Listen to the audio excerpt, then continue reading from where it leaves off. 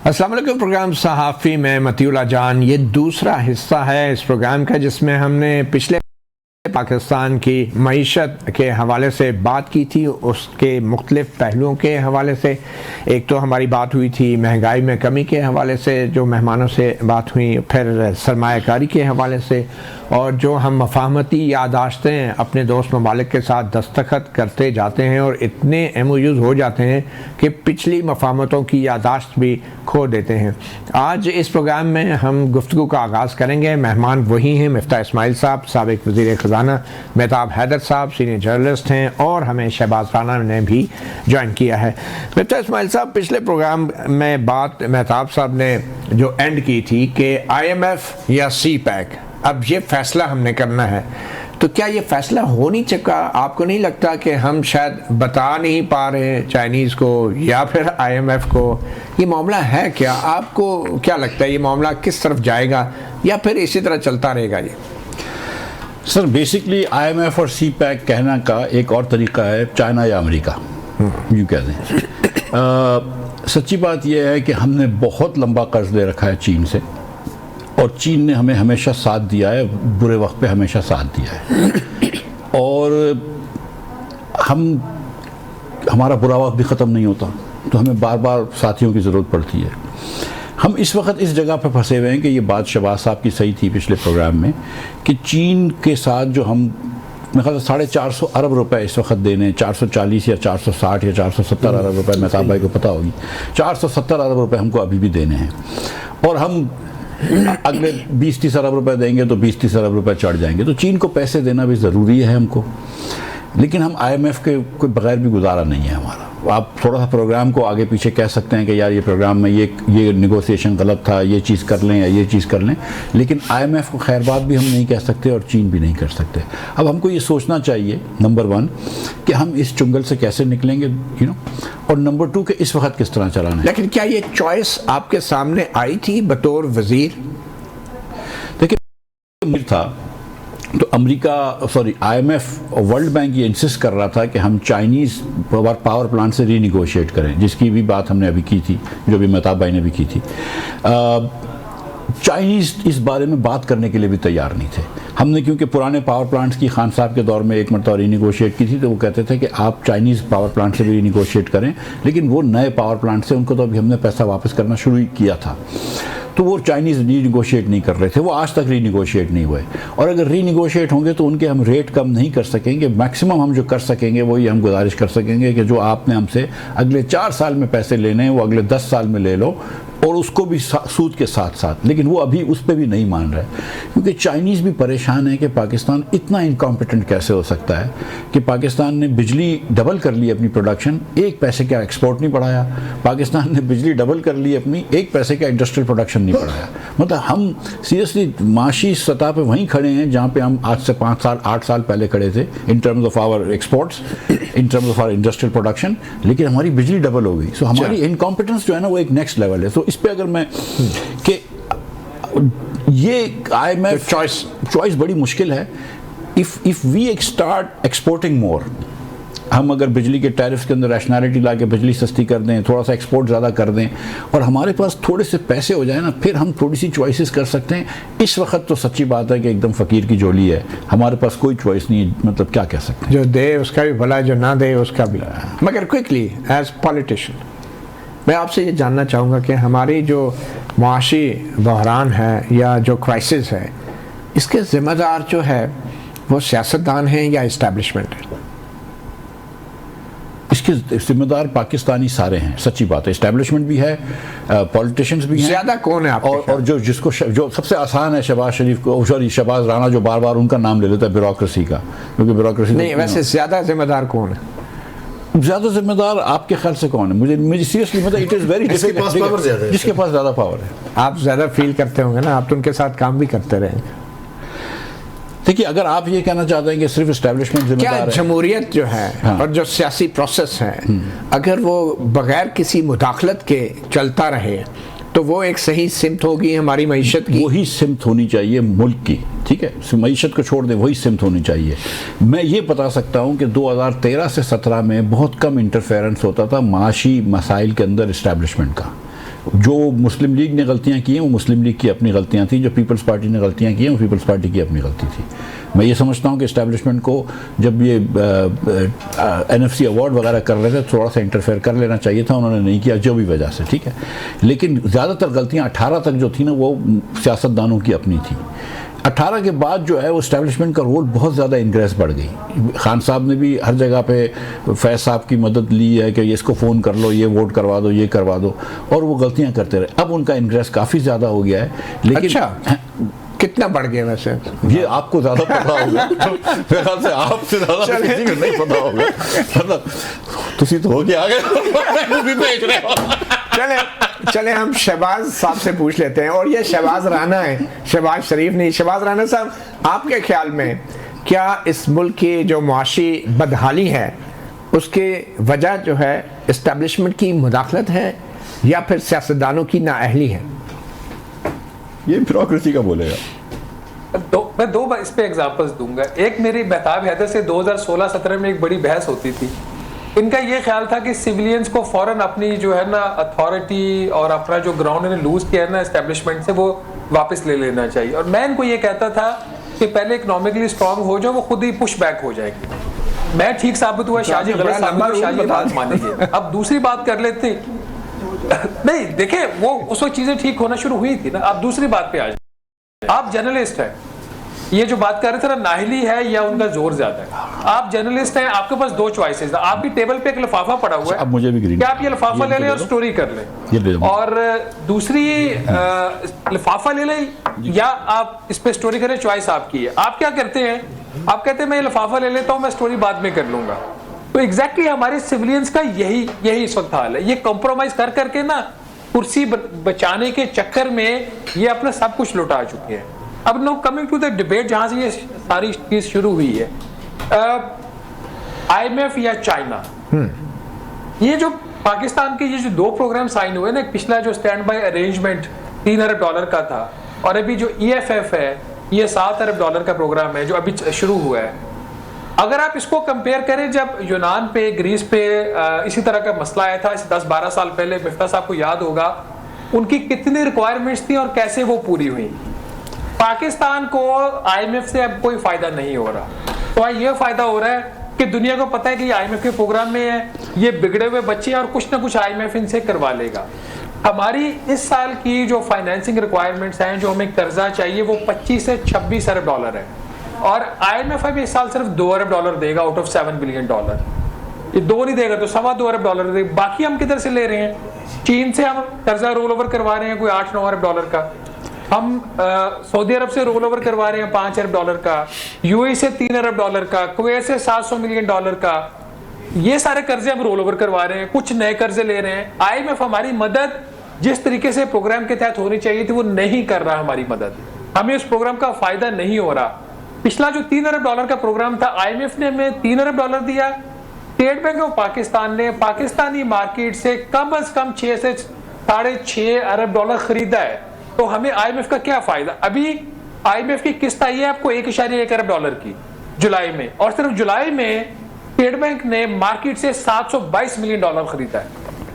तो अगर तो IMF हमारी नीड्स पूरी करे, हमें एक प्रॉपर रास्ते पे लेकर चले, हमारा सियासी इस्तेमाल ना करे, फिर तो IMF ठीक है। लेकिन क्या अगर IMF जो है अरशद राना साहब, IMF जो है उसके जो लोन है, जो किस्तें हैं, वो सिर्फ अमाउंट की बात नहीं है। उसके साथ जब आपकी डील होती है तो बाकी लोग भी आपको ऊपर डिपेंड करते हैं, आपको क्रेडिबल समझते हैं। आपके जो मार्केट में आप बॉन्ड्स फ्लोट करते हैं उसमें भी जो आपको हेल्प होती है जब तक IMF आपके साथ होती है। तो आप कहना क्या चाह रहे हैं कि अगर आप मतलब फाइनेंस मिनिस्टर हैं तो आप क्या बड़ा डिसीजन लेंगे इस हवाले से? CPEC और IMF आपका क्या करेगा? क्या पाकिस्तान करना क्या चाहिए आपके? देखिए मतीउल्लाह जान साहब, जो भी आपने बात की ये माजी में होता था कि IMF हो गया, आप यूरो बॉन्ड भी कर लेंगे, आपको वर्ल्ड बैंक ADB भी कर्जा दे देगा, आप बाकी जगहों से भी ले लेंगे, आपका मसला हल हो जाएगा। अब ये बात खत्म हो गई है। मैं आपको यही तो बता रहा हूं, पिछला $3 अरब का प्रोग्राम हमने कोई यूरो बॉन्ड फ्लोट नहीं किया, हम कर ही नहीं सके, हमारी रेटिंग ही नहीं बेहतर हुई। अभी हमने फिर ले लिया $7 अरब का प्रोग्राम, जरूरत हमारी $25 अरब की है। एज ऑफ टुडे हमारी रेटिंग इतनी बुरी, हम बॉन्ड फ्लोट ही नहीं कर सकते जब तक हमारी रेटिंग में इंप्रूवमेंट नहीं आएगी। आज भी IMF के प्रोग्राम के बावजूद इस माली साल का हमारा $2.5 अरब का फाइनेंसिंग गैप है। जो बात कर रहे हैं ये दुरुस्ती आज से 2 प्रोग्राम जो अभी से पहले थे उसकी हद तक। चल अब मजे की बात यह है कि किसी साइड से पैसा नहीं आ रहा, तो फिर आप करना क्या अगर चाहिए? पहले ये उठा के देख लें जो करना ये चाहिए। अगर तो यही IMF जो अभी हमारे साथ कर रहा है, फिर IMF का रास्ता मत ले। आप अगर ले लिया है तो इसी दौरान अपनी आप चीजें बेहतर करें, चाइना से मामला ठीक करो। मैं कर्जे लेने की बात नहीं कर रहा, और एक्सपोर्ट्स बढ़ा लें और प्रोडक्टिविटी बढ़ा लें। ठीक है। ये जो IMF का प्रोग्राम स्टैंड बाय अरेंजमेंट भी और ये वाला भी, ये हमारी ब्लीडिंग भी करवा रहा है और हमें डूबने भी नहीं दे रहा। जी मेहताब साहब। सर अगर पिछले 15 सालों में या 20 सालों में हमारी एक्सपोर्ट्स नहीं बढ़ी तो अगले 5 सालों में भी नहीं बढ़नी। ये देखें, विशफुल थिंकिंग तो आप जो दिला करते रहे। मसला ये है कि IMF का जो इशू है, अगर आप चाइना को चूज करते हैं तो मैंने तो पहले कहा कि आप चाइना को चूज कर लें अगर वो एशियन मॉनेटरी फंड बनाए IMF की तर्ज पे, लेकिन चाइनीज इस बात के लिए तैयार नहीं है। वो ग्लोबल सिस्टम को उस हद तक स्पॉइल नहीं करना चाहते हमारी खातर, क्योंकि उन्होंने उनके अपने ऑब्जेक्टिव्स हैं। वो किसी टाइम मुझे करें तो मुझे नहीं पता, लेकिन अभी वो तैयार नहीं है। देखिए, बुनियादी तौर पे एक्सपोर्ट्स बढ़ानी मकसद है, लेकिन ये एक दिन में नहीं होगा। अगर पिछले इतना ही आसान होता तो अभी तक हम जो है वो कर चुके थे। हम 25 से 30 बिलियन डॉलर्स के उस विशियस साइकिल के अंदर फंसे हुए हैं, जैसा कि मुशर्रफ के ज़माने में हम 10 बिलियन डॉलर्स पे फंसे हुए थे। तो अच्छा, ये जो शहबाज राना साहब कह रहे हैं कि हम जो है वो बॉन्ड मार्केट में नहीं जा सकते, भाई बॉन्ड मार्केट में हमारी भी प्रॉब्लम है, हमारी क्रेडिट रेटिंग ठीक नहीं थी, लेकिन ग्लोबल मार्केट में अभी इंटरेस्ट रेट कम होने शुरू हुए हैं। तो इंटरेस्ट रेट ज्यादा थे तो उस टाइम जाना तो मैं बेवकूफ़ी थी, हुकूमत का ये ठीक फैसला था कि वो जो है वो उसके अंदर यानी बॉन्ड मार्केट के अंदर नहीं गई। बुनियादी तौर पर देखें, इस टाइम जरूरत किस चीज की है। मैं ये नहीं कह रहा कि आप चाइनीज को अबंडन कर दे, मैं ये नहीं कह रहा, कर भी नहीं सकते आपका 30 से 35 बिलियन डॉलर्स एक तो। अच्छा मुझे ये बताएं, किसी को पता है कि चाइनीज का एग्जैक्ट लोन कितना है? क्योंकि पिछले साल मिनिस्ट्री ऑफ फाइनेंस के सामने एक ऐसा लोन आ गया जो उन्होंने अपनी बुक्स में रखा हुआ ही नहीं था। ये 460 अरब का तो मिफ्ता साहब बता रहे थे। वो तो आउटस्टैंडिंग रीपेमेंट्स हैं जो चाइनीज IPPs के, उसके बारे में पता था। कुछ लोन्स ऐसे हैं जिसके बारे में मिनिस्ट्री ऑफ फाइनेंस को भी पता नहीं होता। अच्छा। तो मैं ये कहना चाहता हूं कि जरूरत इस चीज की है कि स्टीयर करके दरमियान में से लेकर निकल जाए, और ये विजनरी लीडरशिप का काम है। उसके बगैर ये नहीं होगा। अवाम पाकिस्तान के बगैर नहीं होगा। तो मैं ये कहना चाहता हूं कि IMF के बगैर, ये कहते हैं कि IMF के बगैर गुजारा हो जाएगा, IMF के बगैर कतई गुजारा नहीं होगा। जी मिफ्ता साहब, सर लेकिन अगर इजाजत दें तो थोड़ा सा सांस ले लें, एक छोटी सी ब्रेक, बिल्कुल, क्योंकि नाजरीन भी वक्फा लेना चाहेंगे शायद एक वक्फे के बाद।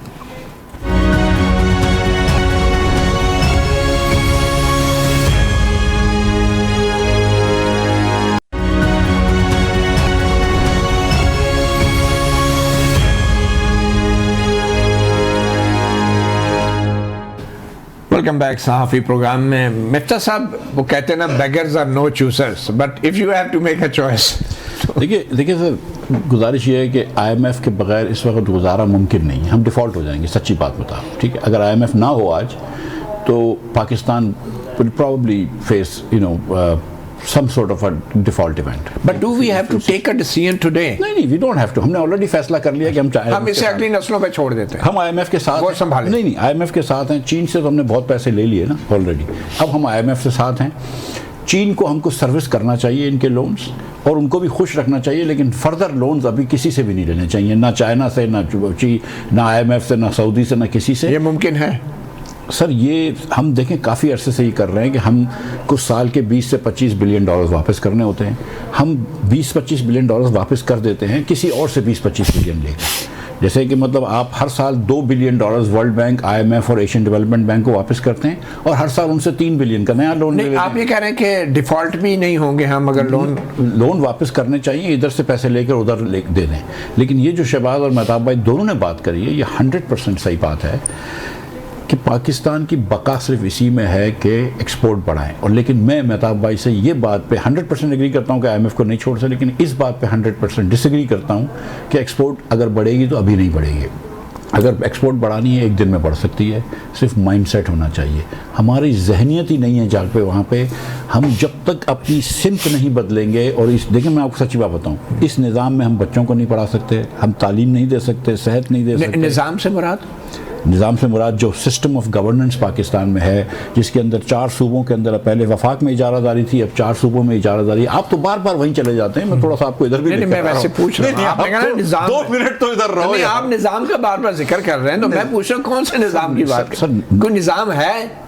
सर बिल्कुल है ना, अच्छा निज़ाम बिल्कुल है। गुजारिश ये है कि एक आपके 4 सूबे चलते हैं जिनको आप वाफर पैसे देते हैं। वफाक में आपने इतने टैक्सेस लगा रखे हैं कि जिसकी कोई उम्मीद, जिसकी कोई इंतहा नहीं है। सर्विस आप ऐसे लोगों को 1 पैसे की नहीं देते हैं। पाकिस्तान में इस वक्त सैलरी एम्प्लॉयज़ पे 38.5% टैक्स है। सर्विस क्या मिलती है आपको? गर्मियों में लोड शेडिंग होती है, सर्दियों में गैस ख़त्म हो जाती है। कराची जैसे शहर में, पाकिस्तान के सबसे बड़े शहर में सारा साल पानी नहीं आता। और लाहौर के अंदर अगर आप रहते हैं तो उधर 3 महीने ऐसी हवा नहीं होती जो आप ब्रीथ कर सकें। तो ये निज़ाम की वजह से है ना। तो ये हमको सिस्टम में जब तक चेंज नहीं लेकर आएंगे, फंडामेंटल चेंज नहीं लेके आएंगे, डिवॉल्व नहीं करेंगे पावर, गवर्नमेंट को छोटा नहीं करेंगे, टैक्स रेट्स कम नहीं करेंगे, जब ये करेंगे। और ये सब कुछ नेशनल गवर्नमेंट के जरिए हो सकता है, एक कंसेंसस गवर्नमेंट के जरिए नहीं। ये सेंट्रल गवर्नमेंट का इससे ताल्लुक नहीं है। ये गवर्नमेंट भी चाहे तो कर सकती है। अच्छा। लेकिन ये गवर्नमेंट जो है, इसने अल्लाह ताला की मेहरबानी से 1 साल के अंदर 1 पैसे का काम नहीं किया, माँ सिवाय अपनी हुकूमत बचाई है। चाहे वो आइन साजी हो या कानून साजी हो, सिर्फ अपनी हुकूमत बचाने के अलावा इस हुकूमत ने ना रिफॉर्म का काम किया है, कोई 1 पैसे का रिफॉर्म का काम नहीं किया है, कोई बेहतरी नहीं लेकर आए। और सिर्फ ये बैठे हुए हैं, जो दुनिया के हालात हैं वो चल रहे हैं। हमको कोई बाकू में कभी बुला लेता है, हम वहाँ चले जाते हैं, कोई जद्दे में बुला लेता है, हम वहाँ चले जाते हैं। हम ढूंढ रहे होते हैं कि या अल्लाह कोई बुला ले तो 2 दिन की बाहर की ट्रिप आ जाए। अभी तो आज़रबाईजान जो है हमारे इस्लामाबाद की मार्केटों को भी रेनोवेट कर रहे हैं, वो रंग रोगन हो रहा है इस्लामाबाद की मार्केटों में, मेलोडी या पारा बड़े बड़े उधर, तो वो भी आज़रबाईजान हमें as a gift, as a friend करके दे रहे हैं। तरक्याती काम तो हो रहे हैं ना सर हमारे शहरों में। तो बहरहाल शबाब मैं एक अगर उनसे कर ले। जी मैं ताप मैं ये बात करना चाहता हूँ जो सर बार बार कर रहे हैं। एनएफसी के अंदर ये बेसिकली ये कह रहे हैं जो सूबों को रिसोर्स डिस्ट्रीब्यूशन फार्मूला के अंदर हिस्सा ज्यादा दिया गया है, उसको रिविजिट करने की जरूरत है। 18वीं तरमीम को अमेंड करने की जरूरत है। 18वीं तरमीम के हवाले बेसिकली देखें, एक इसके अंदर मसला है। मसला ये है कि एनएफसी का जो फोरम है ये कॉन्स्टिट्यूशनल है। खैर कॉन्स्टिट्यूशन की जो इस मुल्क में अहमियत और वो है वो हम सारे जानते हैं, इतना मुश्किल नहीं रहा तो नहीं वो, लेकिन उसके अंदर अभी जो मौजूदा है उसके तहत कंसेंसस के बगैर फैसला नहीं हो सकता। वैसे मैं एनएफसी का हमायती हूँ, ठीक है। वजह क्या है? वजह ये है कि जब आप एनएफसी किया था पीपल्स पार्टी के ज़माने में, तो उसकी बुनियादी प्रेमिस ये थी कि आप टैक्स टू जीडीपी रेशियो को 15% तक लेकर जाएंगे, जो कि उस ज़माने में 9-10% के लगभग खड़ा था।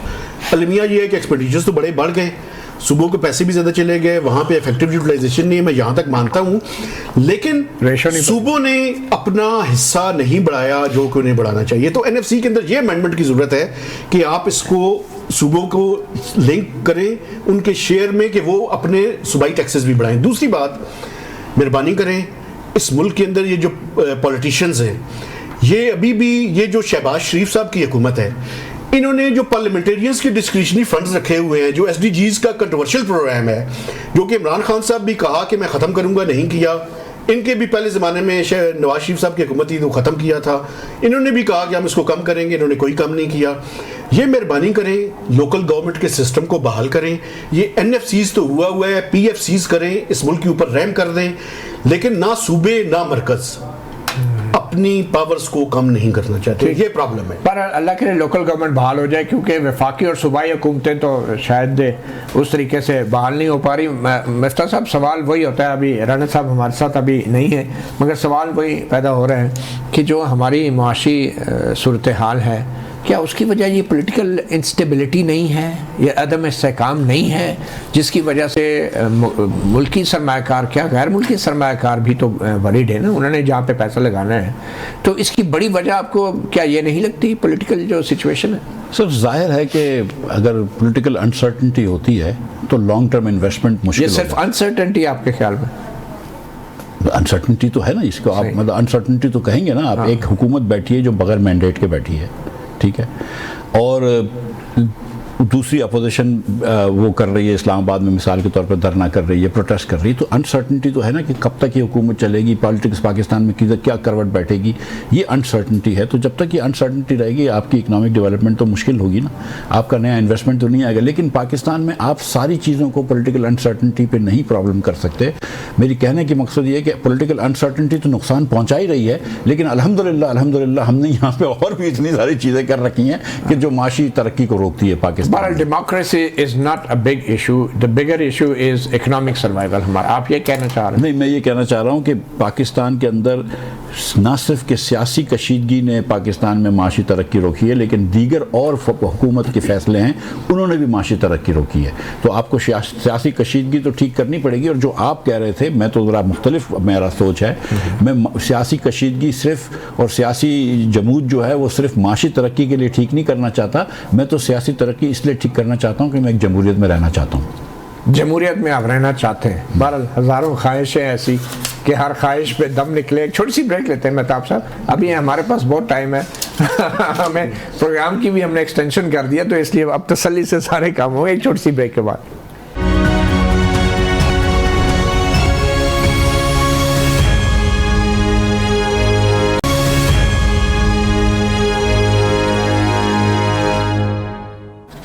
वेलकम बैक सहाफ़ी प्रोग्राम में। मेहताब साहब, ये जो अभी रिसेंट एक फिनोमेना हम देख रहे हैं पाकिस्तान की तारीख में, पहली बार इस जो स्टॉक मार्केट है वो स्काई रॉकेट कर रही है 100 इंडेक्स जो है वो 1 लाख की बैरियर भी क्रॉस कर गया, अब 1,10,000 का बैरियर भी क्रॉस कर गया है। क्या ये एक मसनूई है, कितना ये नेचुरल है और कितना अननेचुरल है, क्या लग रहा है आपको? अच्छा, ये जो लास्ट सेगमेंट में सर बात कर रहे थे तो मेरे जहन में एक चीज़ आई, वो मैं कहना ज़रूरी। जी जी प्लीज़। ये जो मेमोरेंडम ऑफ अंडरस्टैंडिंग्स है ना, ये Pakistan is a graveyard of memorandum of understanding. इतने मेमोरेंडम ऑफ अंडरस्टैंडिंग है, अगर कभी कैबिनेट डिवीजन में वो देखा जाए तो मेरा ख्याल ये है कि हज़ारों की तादाद में होंगे, लेकिन उनमें से कितने कन्वर्ट हुए हैं इनटू फिजिबल और बैंकेबल प्रोजेक्ट्स, बड़े कम होंगे। और इसी वजह से शायद ये गवर्नेंस का ओवरऑल स्ट्रक्चर जो आप पहले बात कर रहे थे ना, ओवरऑल जो गवर्नेंस का स्ट्रक्चर है ये उसकी रिफ्लेक्शन है। उसके अंदर मिलिट्री भी शामिल है, उसके अंदर जजेस भी शामिल हैं, पार्लियामेंटेरियंस भी हैं, और टू सम एक्सटेंट हम साफी भी शामिल हैं। सब ने अपना अपना रोल ठीक तरह से प्ले किया है, ठीक है, जिसकी वजह से ये स्टॉक मार्केट का सब कितना नेचुरल है अननेचुरल है, क्या लग रहा है आपको? मुझे पाकिस्तान की स्टॉक मार्केट को मैं कभी भी यानी इकोनॉमी की ट्रू रिफ्लेक्शन नहीं समझता। इसको बड़ा आसानी से मैनिपुलेट भी किया जा सकता है, इसको बड़ा आसानी से ऊपर भी ले जाया जा सकता है, इसको बड़ी आसानी से गिराया भी जा सकता है। एक तो बात ये है, लेकिन एक चीज़ हमें जो इम्प्रूवमेंट हुई है उसको भी मानना चाहिए, और वो ये है कि IMF के प्रोग्राम के बाद एक स्टेबिलिटी का एलिमेंट आया है, एक परसेप्शन आई है, और उस परसेप्शन के नतीजे में जो लोगों के पास, आप देखें ना, लोगों के पास क्या चॉइस थी? लोगों के पास 2 चॉइसेस थी, या तो वो बैंकों में पैसे रखवाते, और अगर वो बैंकों से कोई पैसे नहीं रखवाना चाहता, चूंकि अभी आपने देखा कि पॉलिसी रेट भी कम हुआ है, 22% पे था, अभी 15% पे आया है, अभी मजीद चांसेस ये हैं कि मजीद कम होगा। तो लोगों ने अपनी वो जो उनके पास चॉइस है उसको भी इस्तेमाल किया है। तो ये कॉन्फिडेंस का भी है, लेकिन इसमें खतरे की अलामत भी मौजूद है कि लोगों ने, आपने कहा चॉइस में इस्तेमाल किया है, क्या कोई ऐसा तरीका है जिससे स्टॉक मार्केट को स्टडी किया जा सके, जानने के लिए कि ये वाकई लोग थे या कुछ लोग थे? देखें, ये बेसिकली तो एक रेगुलेटर का काम ही ये है कि वो उस मार्केट की बुनियादी फंडामेंटल्स को देखे, ये देखे कि कहीं ऐसा तो नहीं है कि लोग इसको बहुत आर्टिफिशियली ऊपर लेके जा रहे हैं या बहुत नीचे लेके आ रहे हैं। बेसिकली तो रेगुलेटर जो SECP है उसका काम ही ये है। मार्केट छोटी है, उसको देखें ना आप, अगर रीजनल कंट्रीज के साथ उसका कंपैरिजन करें तो यहाँ पे वॉल्यूम भी यानी वो कम है।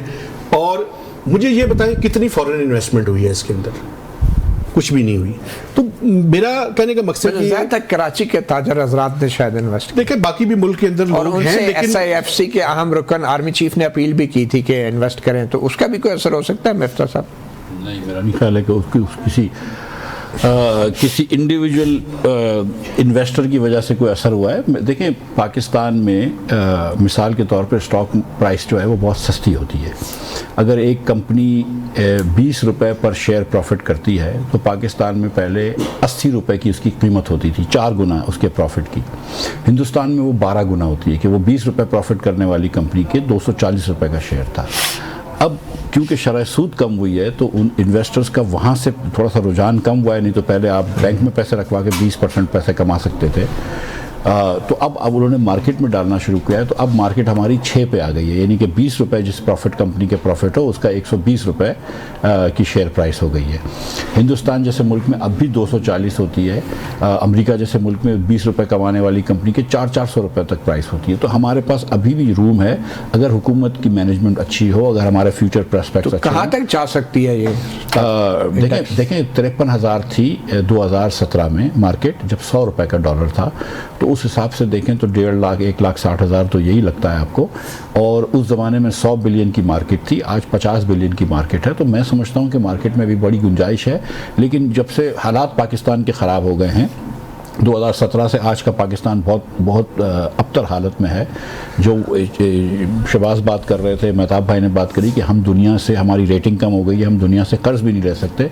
हमने इतने कर्ज़ ले लिया है कि अब दुनिया में हमको कोई कर्ज़ नहीं देने के लिए तैयार है, माँ सिवाय कि हम सियासी इन्फ्लुएंस यूज़ करते हैं। तो पाकिस्तान के हालात वहाँ पे नहीं हैं, लेकिन मार्केट के अंदर तो मैं समझता हूँ कि जेन्युइन मार्केट बड़ी है, किसी के कोई पुश नहीं करा गया है। ठीक है, पर कर्ज़ की बात हुई तो फिर वो IMF का जिक्र आ जाता है। मेहताब साहब, जो IMF से हमारी डील जो हुई है लेटेस्ट, वो कितनी अब सस्टेनेबल है? क्या टारगेट्स पूरे हो रहे हैं? FBR के हवाले से क्या होप्स हैं, क्या एक्सपेक्टेशंस हैं? देखें, इसमें 2 बुनियादी उनके हैं चीज़ें। एक तो एनर्जी सेक्टर का, ये पावर और गैस का है। दूसरा ये जो फिस्कल साइड है, फिस्कल साइड में बिल्कुल ये ठीक कह रहे हैं इन्होंने, सिवाय बातों की कि एक्सपेंडिचर्स को हम कम करेंगे, कोई एक्सपेंडिचर्स कम नहीं किए। रेवेन्यू साइड पे मैं आपको ये बता दूं कि अगर आप पहले क्वार्टर के नंबर देखें तो पहले क्वार्टर में सरप्लस जो है वो नज़र आ रहा है। चूँकि बुनियादी वजह ये है कि स्टेट बैंक का वो प्रॉफिट जो है वो नॉन टैक्स रेवेन्यू की मद में आ गया, लेकिन FBR का 5 महीनों में जो शॉर्टफॉल है वो 338 अरब रुपए का है। और दिसंबर में एक बहुत बड़ा टारगेट आगे सामने खड़ा है। IMF की जो उन्होंने लिखा हुआ है कि अगर ये शॉर्टफॉल ज़्यादा हुआ टारगेट के अगेंस्ट तो उसके पे ऊपर कंटिजेंसी प्लान उन्होंने एक दिया हुआ है, या तो मिनी बजट लाना पड़ेगा या IMF को कन्विंस करना पड़ेगा कि वो टारगेट को कम कर दे। चूंकि इन्फ्लेशन कम हुई है तो हुकूमत ये आर्गूमेंट दे सकती है कि आप जो टारगेट आपने रखा हुआ था उसके बुनियादी फंडामेंटल्स हिल गए हैं, तो आप टारगेट को कम कर दें। अब देखना ये है कि जब वो फरवरी में आएंगे तो क्या फैसला होता है। नहीं, अगर वो नहीं मानते, टारगेट कम करने पर राजी नहीं होते, तो फिर इसका मतलब ये है कि टाइम कम होगा, कुछ एडिशनल टैक्सेस लगाने पड़ेंगे मिनी बजट की शक्ल में। बिल्कुल। अभी एक ऑर्डिनेंस जो है वो अंडर कंसिडरेशन है, जिसमें इन्फोर्समेंट के कुछ मेजर्स तैयार हैं। ये हुकूमत पोलिटिकली देख रही है कि कितना डाइजेस्ट कर सकती है, तो इस हवाले से रुका हुआ है। अच्छा मिफ्ता साहब, एज अ पॉलिटिशियन और एज अ फाइनेंस एक्सपर्ट, जो इंटरनेट के ऊपर रिस्ट्रिक्शन पाकिस्तान के अंदर फेस की जा रही हैं और जो फायरवॉल का सिस्टम इंट्रोड्यूस करवाया गया है, हमारी इकॉनमी किस तरीके से और किस जाविये से इफ़ेक्ट हो रही है इस सारी सूरत हाल में? 2-3 नुकसानात हैं उसके। एक तो इमीडिएट नुकसान ये होता है कि जो बच्चे पाकिस्तान में बैठे हुए फ्रीलांसिंग का काम करते हैं, दुनिया भर में अपना सॉफ्टवेयर बेचते हैं, कोई भी चीज़ें बेचते हैं, उनको अक्सर मुश्किल होती है और कोई कॉन्ट्रैक्ट्स नहीं मिलेंगे उनको, या जो नौकरी कर रहे हैं बाहर की कंपनी में उनको वो नौकरी ख़त्म हो जाएगी, या जो भी कॉन्ट्रैक्ट पे काम कर रहे हैं। तो एक तो ये इमीडिएट हमको नुकसान इस चीज़ का है। दूसरा अंदाज़न कितना, कोई सर मेजर अंदाज़ा नहीं, लेकिन जैसे कि साल का 1-2 बिलियन डॉलर होगा जो बच्चे वो कमाते होंगे। ठीक है, जो 1-2 बिलियन काफ़ी पैसे होते हैं, डॉलर्स हैं, लेकिन जिस बच्चे को 1.5 लाख रुपए मिलता था, जिसके वो घर में अपनी कफालत करता था, वो नहीं अगर होगा तो उसकी ज़िंदगी में तो बहुत फ़र्क पड़ता है। उसके बाद सेकंड सर ये होता है कि पाकिस्तानी बिजनेसेस जो होते हैं ना, नॉट जस्ट के सॉफ्टवेयर हाउसेस हमारे हैं, लेकिन पाकिस्तानी बिजनेसेस भी इंटरनेट पर रिलाई करते हैं। कि सेल्स का डेटा एक दूसरे को भेज रहे होते हैं, प्रोडक्शन का डेटा भेज रहे होते हैं, दीगर चीज़ें भेज रहे होते हैं, तो पाकिस्तानी बिजनेसेस को भी बड़ी मुश्किल होती है, उसको अगेन क्वान्टिफाई करना बहुत मुश्किल है। और बैंकिंग सेक्टर वगैरह सारे बिजनेसेस। और तीसरा जो है ना सर, इंटरनेशनल दुनिया में रेपुटेशन का इफेक्ट होता है कि यार ये कैसा मुल्क है। अभी मिसाल के तौर पर मैं आपको एग्जांपल दे रहा हूँ कि एडिडास जो जूते बनाने वाली कंपनी, वो पहले लाहौर में कहीं जूते डेवलप करवा रही थी। अब उनकी मैनेजमेंट ने सोचा है कि पाकिस्तान में नहीं करवाएंगे जूते, कहीं और डेवलप करवाएंगे, कोई टेनिस शूज़ वगैरह। मतलब वो क्योंकि वो सोचते हैं कि यार पाकिस्तान क्या रिलायबल है कि नहीं है। अब it's not because of the internet, I don't know क्यों करा है उन्होंने, लेकिन मकसद मेरा कहने का ये है कि जब हम इस किस्म की हरकतें करते हैं ना, तो दुनिया के अंदर पाकिस्तान का रेपुटेशन ख़राब होता है। सो एक रेपुटेशनल डैमेज बहुत होता है, which is I think more significant than the first two. तो फिर होना क्या चाहिए जो नहीं हो रहा? देखिए सच्ची बात यह है कि मैं ये नहीं कह रहा कि इंटरनेट पे झूठ नहीं होता होगा, ज़रूर होता है। ये नहीं कह रहा हूँ कि झूठे व्हाट्सएप फॉरवर्ड नहीं होते, लेकिन वो मुग़ल के ज़माने में भी ये था कि जब आपको कोई ऐसा पैगाम आता था जो आपको अच्छा नहीं लगता था, तो आप पैगाम लाने वाले को, पैगाम रसा को मारना शुरू कर देते थे। इंटरनेट तो एक ज़रिया है ना, आप मार्केट प्लेस ऑफ आइडियाज़ में बुरे आइडियाज़ को अच्छे आइडियाज़ से मुकाबला करवाएं। डिसइंफॉर्मेशन का मुकाबला is more information, better information, correct information. फिर दुनिया के साथ आप बहस मुबाहिसा कन्वर्सेशन और बिल्कुल करें। और जैसे वो होता है ना कुरान मजीद में और इस्लाम में कहा गया ना कि इजमा जो है वो उम्मत का गलत नहीं होगा, तो इंशाल्लाह जमहूरियत के अंदर भी अवाम जो है वो गलत फैसला नहीं करेगी। और जमहूरियत में रहने का मतलब कि जमहूर की राय का एहतराम किया। और वैसे दुनिया से कट ऑफ हो जाएंगे, और ये फॉरेन इन्वेस्टर्स के लिए भी बहुत बड़ा डिसइंसेंटिव। सर फॉरेन इन्वेस्टर्स का बार बार आप लेके बैठे हैं, $2 बिलियन साल का इन्वेस्ट करते हैं पाकिस्तान में। पाकिस्तान में $45 बिलियन की इन्वेस्टमेंट होती है। फॉरेन इन्वेस्टर्स है ना, वो 4% इन्वेस्ट नहीं करते पाकिस्तान में, पाकिस्तानी इन्वेस्ट करते हैं। इंटरनेट एक फैक्टर होता है। इन्वेस्ट पाकिस्तान में नहीं कर रहे तो कौन फॉरेनर करेगा? वैसे इंटरनेट जो एक फैक्टर होता है इन्वेस्टमेंट के लिए। सर हर देखें, मैं आपको बताऊं, हर चीज़ एक फैक्टर होती है। जब आदमी सोच रहा होता है कि पाकिस्तान में इन्वेस्ट करेगा, तो पहली चीज़ टैक्स रेट्स पूछता है, यूटिलिटी रेट्स पूछता है, कम्युनिकेशन का पूछेगा। आप फ़्लाइटों का मसला होता है। आप देखें कि पाकिस्तान में उतनी फ़्लाइटें नहीं आती हैं, उतनी एयरलाइंस नहीं आती कराची, लाहौर, इस्लामाबाद मिलाकर, जितनी अकेला ढाका पे आती हैं। तो मतलब हम really are not part of the global supply chain. And cutting internet is, वो कहते हैं ना कि वो नाक काट के अपनी शक्ल को तकलीफ दे रहे हैं। अच्छा, एक बात मैं आपको बताऊं, देखें आप आजकल मिशन जो है वो पीटीआई को कर्टेल करना है। पीटीआई को कर्टेल करें, आप साफियों को कर्टेल करें, आप जिसको दिल है कर्टेल करें, लेकिन खुदा के लिए इस मुल्क की इकॉनमी को कर्टेल ना करें। अल्टीमेटली जो लॉस हो रहा है वो जो फ्रीलांसर्स हैं, मुझे ये बताएं, अगर कोई लड़का, यंग लड़का और लड़की घर में बैठकर 1 या 1.5 लाख या 2 लाख या 2.5 लाख रुपया कमा रहे हैं, और आप उनके लिए इंटरनेट को बंद करके उनके लिए मुश्किलात में इजाफा कर रहे हैं, आप कौन सी खिदमत कर रहे हैं? ये कौन सी स्ट्रेटजी है? ये कौन है जो इस तरह के काम कर रहे हैं? मैं पूछना चाहता हूँ उनसे, मैं पूछना चाहता हूँ ना उनसे, वही जो ताकतवर हैं, मैं पूछना चाहता हूँ कि ये कौन सी खिदमत है इस मुल्क की? ये कोई खिदमत नहीं है इस मुल्क की। ये तो देखिए, अगर आप इस ज़माने में इंटरनेट को बंद करके या स्लो डाउन करके आप कह रहे हैं कि आप इस मुल्क की खिदमत कर रहे हैं, आप कोई खिदमत नहीं कर रहे हैं। और सच्ची बात यह कि कोई इफेक्ट नहीं है इसका, इन द सेंस कि मतलब जो भी आप, अगर पीटीआई को भी रोकना है या बाहर के आपके जो व्लॉगर्स जो भी होते हैं उनको रोकना, तो उनकी तो वैसे ही खबरें रोज आई जाती हैं कहीं ना कहीं करके। सारी दुनिया को खबरें मिलती रहेंगी पाकिस्तान के बारे में, मगर पाकिस्तान को दुनिया के बारे में कोई खबर नहीं मिलेगी। मेरे ख्याल में यही इसका एक अल्टीमेट नतीजा होगा। आप मेहमानों का बहुत शुक्रिया, मिफ्ता साहब आपका, और मेहताब साहब और शहबाज राना भी हमारे साथ थे। सहाफ़ी प्रोग्राम से इतने इजाज़त दीजिए। अल्लाह हाफ़िज़।